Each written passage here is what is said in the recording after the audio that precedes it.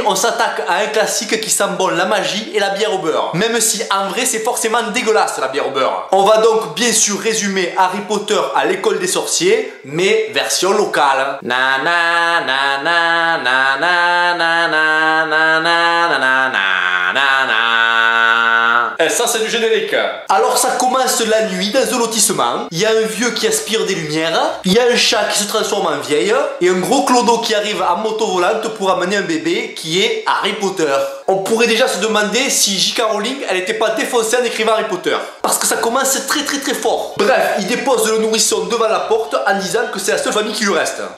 Allez, ça c'est fait. Il aurait pu sonner, mais non, il n'a pas le temps de Dumbledore. Les années passent et on découvre la famille d'accueil de Harry qui n'est autre que sa tante, son oncle et son cousin. Et là, l'expression « on choisit pas sa famille » prend vraiment tout son sens. Ils sont cons comme des pieds et méchants en plus. C'est pas compliqué, Harry ça aurait été une gonzesse, on l'aurait appelé Cendrillon. C'est la boniche de la maison et en plus il vit dans le placard sous l'escalier. Merci Dumbledore. Mais on sent déjà qu'Harry Potter est un enfant particulier. Il y a 2 ou 3 trucs qui mettent la puce à l'oreille. Par exemple, le jour où il a fait disparaître une vitre et il a parlé à un serpent. Et un beau jour, il reçoit une lettre. Alors que d'habitude, il a Walou, Akochi. Mais son oncle l'empêche de la lire. Et chaque jour, il en reçoit de plus en plus. L'oncle, il devient botch. C'est possible.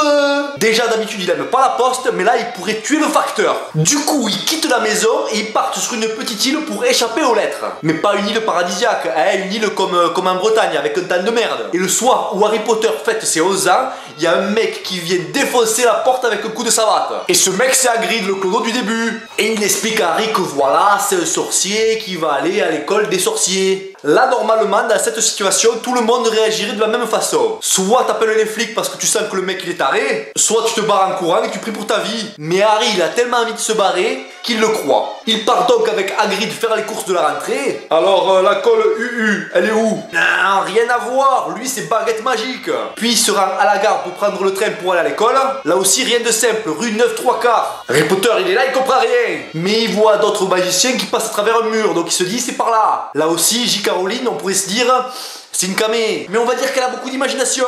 Dans le train il rencontre Ron Weasley qui est un pauvrette comme lui, sauf que lui il a encore ses parents et il est roux. Puis Hermione qui sera très sympathique dans les années à venir, mais là pour l'instant elle est juste chiante parce qu'elle sait tout sur tout. Ouais, c'est tellement tout que t'as envie de lui foutre une rouste. Ils arrivent à l'école après avoir pris une barque.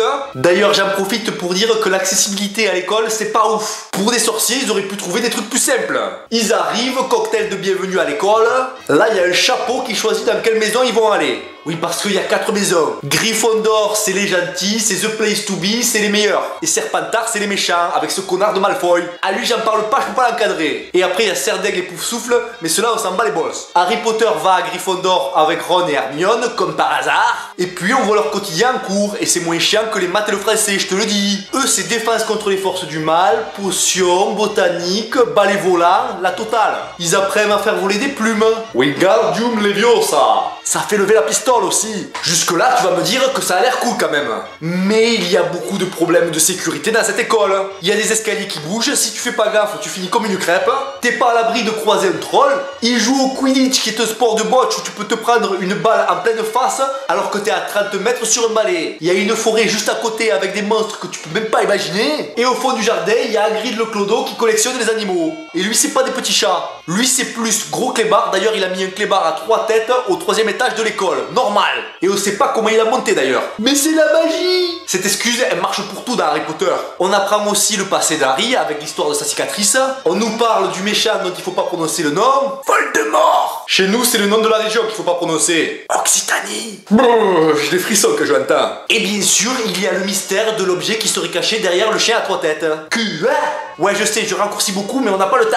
Harry, Ron et Hermione qui sont très curieux arrivent à savoir que c'est la pierre philosophale. Oh Mundeo, qu'est-ce que c'est chaud? Bonne question, je serais pas trop t'expliquer mais en gros ce serait un objet que Voldemort voudrait récupérer pour retrouver ses forces. Retrouver ses pouvoirs plutôt. Ah d'accord, et ils se sont dit que le meilleur endroit pour garder cet objet ce serait dans une école. Oui, c'est exactement ça. Mais Voldemort, normalement, il n'est pas censé être en capacité de faire quoi que ce soit. Il a forcément un complice. Ah bon? Oui, bon d'accord, je t'explique. Voldemort, il a tué les parents de Harry, et quand il a voulu tuer Harry, il n'a pas réussi, il a perdu tous ses pouvoirs, et il lui a fait la cicatrice en forme d'éclair sur son front. Et c'est pour ça que Harry, c'est une star comme Johnny chez les sorciers. Ah d'accord, là c'est plus clair. Donc Harry, il a un suspect dans le viseur, c'est Rogue. C'est un prof gothique qui ressemble un peu à Marilyn Manson. Le gars, il fait vraiment peur, si tu le croises dans une rue sombre, tu te cagues dessus. De toute façon, à part lui, il n'y a pas d'autre suspect, il y a juste un prof qui bégaye et qui a le charisme d'une huître de locate. Donc le choix est vite fait. Mais personne ne veut écouter Harry. Et comme il a une grosse paire de balls, il part avec Ron et Hermione récupérer la pierre philosophale. Si je résume, ça veut dire aller voler un truc avant qu'il se fasse voler. Je vais prendre ce passeport, moi. Mais bien évidemment, c'est pas facile de récupérer la pierre, il y a des épreuves. Le chien à 3 têtes, des plantes carnivores, une clé qui vole, et après bien sûr une partie d'échecs. Comme quoi ça peut te servir les échecs si t'es sorcier. Et là, retournement de situation, on se rend compte que le complice de Voldemort, c'est le paillou qui bégaye. C'est pas possible hein. Et si je te le dis? Voldemort était caché dans son turban. Mais quel turban? Ben le paillou qui bégaye, derrière son turban, il avait la tête de Voldemort. Je vais aller prendre notre space-phone. Là, comme par magie, la pierre philosophale se retrouve dans la poche de Harry. Le paillou, il se jette sur lui pour la récupérer, mais Harry Potter, il se rend compte que quand il le touche, il le crame. Du coup, le combat, il est plié en 2-2, et l'âme de Voldemort se fait la tchave. Fais la tchave, fais la tchave, fais la tchave, tchave, tchave. Et ça finit avec un banquet comme dans Astérix. Donc moi, je te dis à très bientôt pour une nouvelle vidéo. Je serai ce week-end à la Média Geek à Totavel le 30 et 31 octobre. Tu peux passer faire un petit coucou, en plus tu vas voir, il y a une bonne ambiance. Sinon, le prochain spectacle, c'est le 13 novembre à Is-sur-Tête, et c'est Festille qui organise, donc ça va être le feu. Et bien sûr, comme d'hab, je te mets la billetterie dans la description. Allez, adieu. Na na na na na na na na.